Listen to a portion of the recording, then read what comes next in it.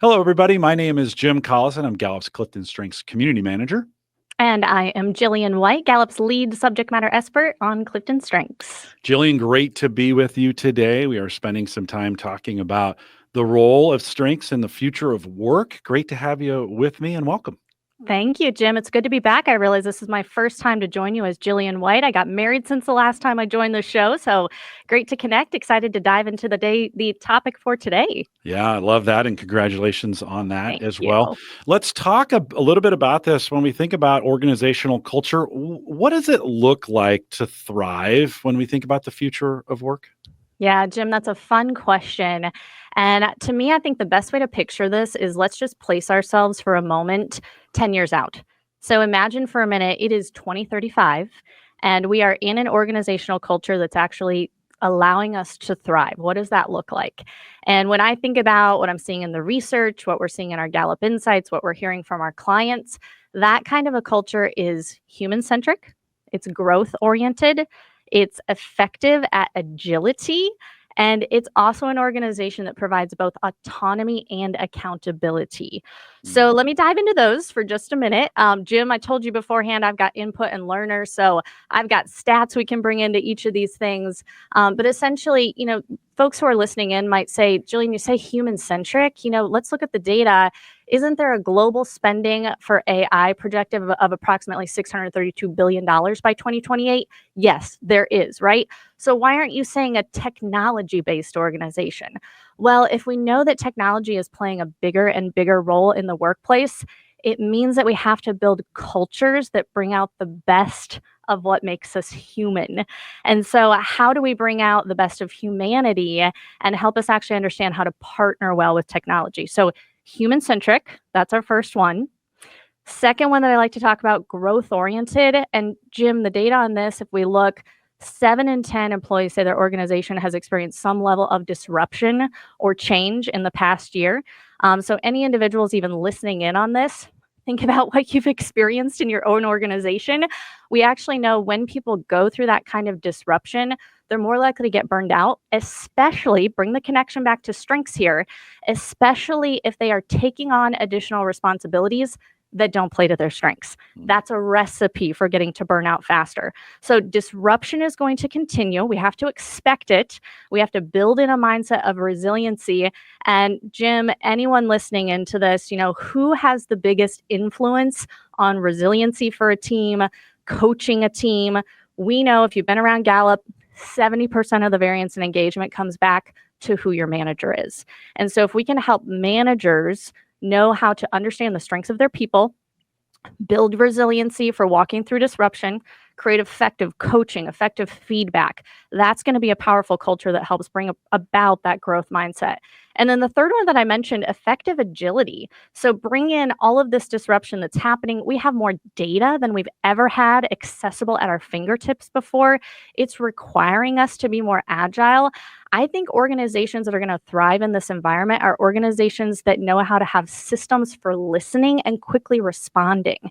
If you look at our data, since the beginning of when the pandemic hit, we actually see increasing demands from customers. So that's something organizations are having to face. If we can do things like have agile teaming that comes around customer demands and have greater empowerment at a local level, think about the power of that, right? We can actually help take gig-like work in this current environment. We can bring the right people together to quickly solve that and to quickly step in. So how do we bring people together in a way that they can quickly team and collaborate? That's going to lead into some of what we talk about today and in some of the rest of our connections together. And then the final one, Jim, it sounds like a paradox: autonomy and accountability. So for me, I see it in the data. I hear it with the clients that I'm working with. You see employees want autonomy. So the number one thing we know people are looking for out of their benefits in their workplace is flexibility. Think about the world we're working in. We've got 53% of remote capable workers who are actually working in a hybrid way. And so we're finding flexibility in our new ways of work. We know it helps support overall well-being and people care about that, right? But on the flip side of this, think about what we're even seeing organizations make decisions around. You've got companies, you can read the news and see it, who are saying, we want employees back on site 5 days a week in the office with your face showing up to the person next to you. And you go, what's driving that? Yes, maybe some of that is helping to solve for what we're calling the great detachment. So people less likely to feel connected to their cultures. But I think a part of that is also accountability and saying, how do we make sure that workers are actually performing? So I think the companies that are going to figure this out have to live out that paradox. Yeah, you mentioned the manager and you mentioned 70% of the variance of the engagement depends on them. And yet we're asking them to be agile, give autonomy, and also accountability. Talk a little bit about how does the manager of the future, we're talking about the future of work, but what's the future manager look like to be able to do all those things? And how can we equip them better so that they can manage in that way? Because it's not impossible. It's just a skill that's going to take some time to develop, right? Yeah, 100%.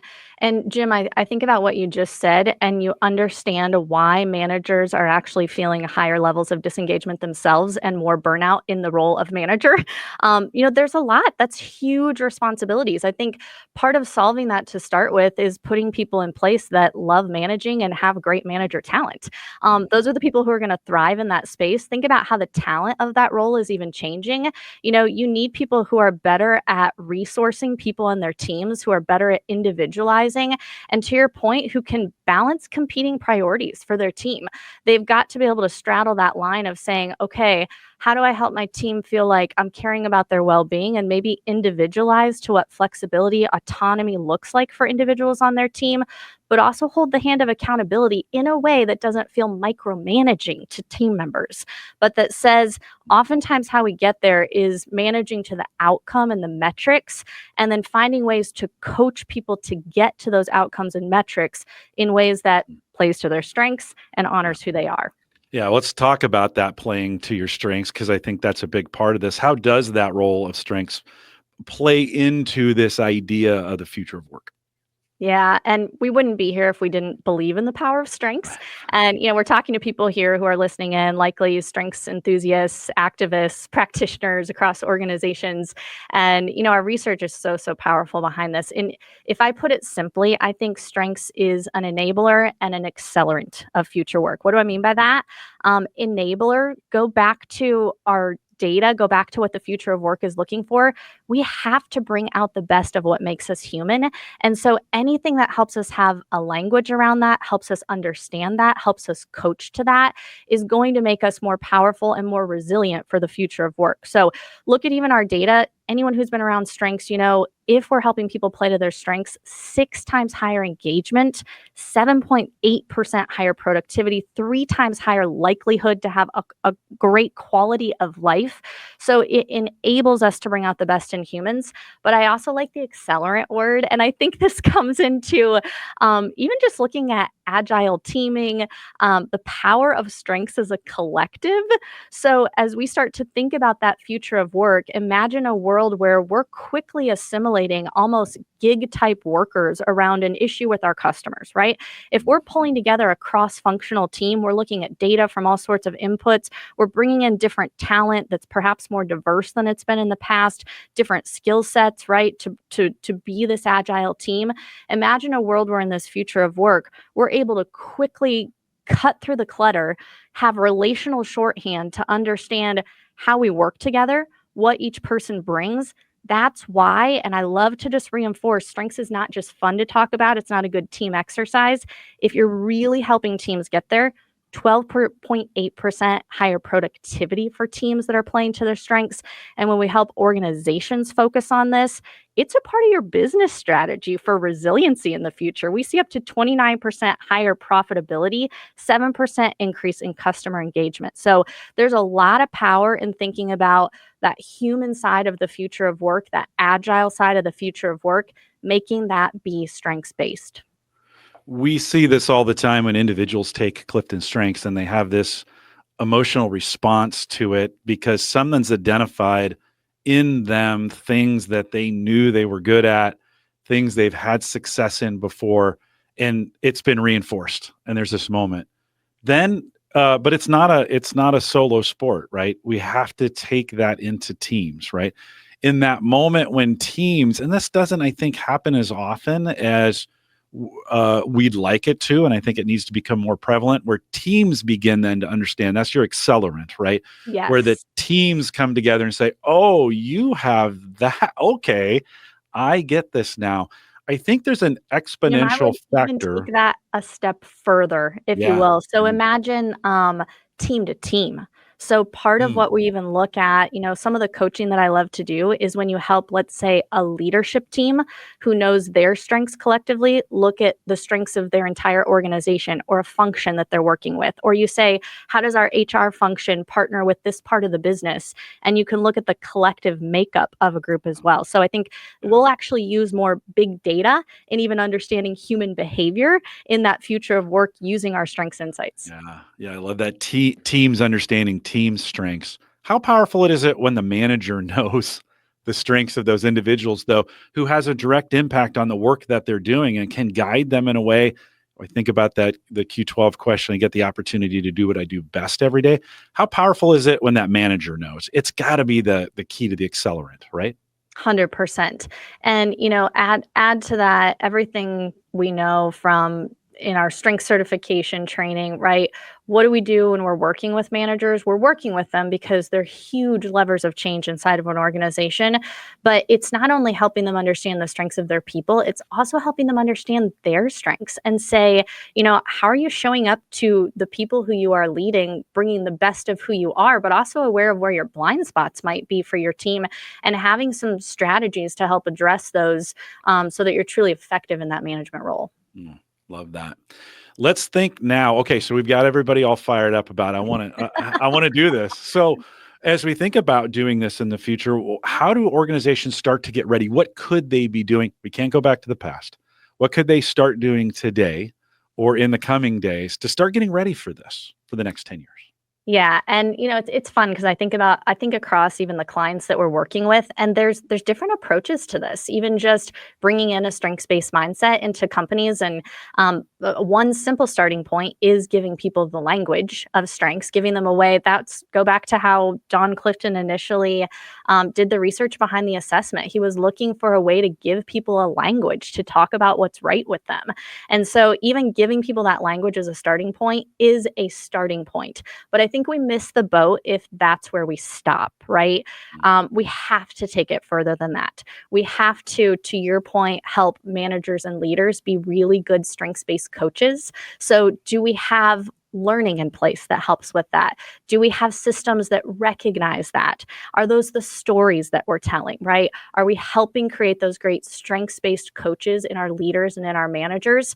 To our point of agile teaming, are we giving people ways to talk about how they're coming together as partners and how they're coming together as teams? Can we intentionally bring in practices that help people quickly look at their strengths and talk about what they bring and what they need in partnership and how they work together? I think we'll spend a little deeper dive on that in one of our future connects. And then finally, one of the fun things I've been getting to do right now is go around to a lot of our clients and spend a day just strategizing around what it looks like for them to be a truly strengths-based culture.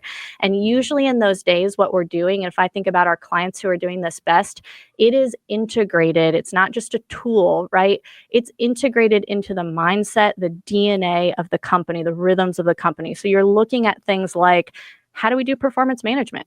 Is that truly strengths based and giving people ways to talk about what they're focused on, how they're partnering with people, how they're resilient, right?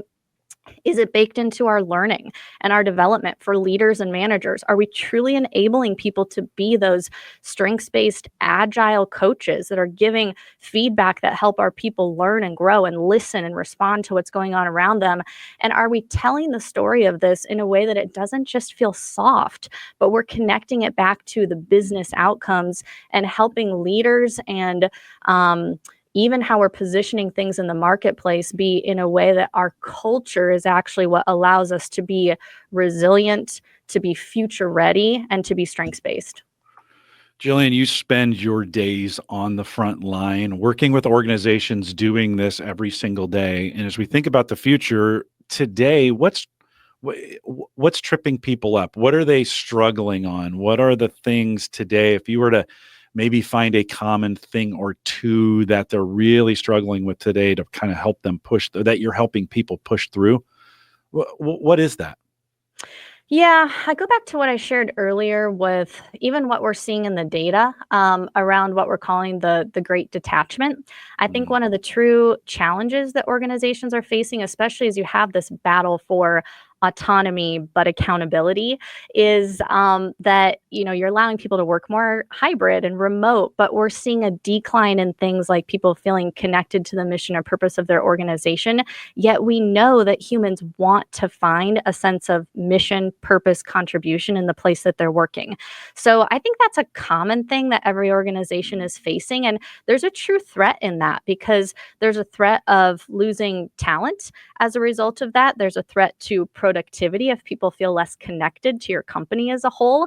And that threat will play out in the future if we don't do some things to help create a little bit more of that connectivity. I think that's why partnership and collaboration is even more important in this current context, and doing that in a way that helps people feel not only connected socially to people within their company, but connected to the culture and the mission of what mm, that company is doing.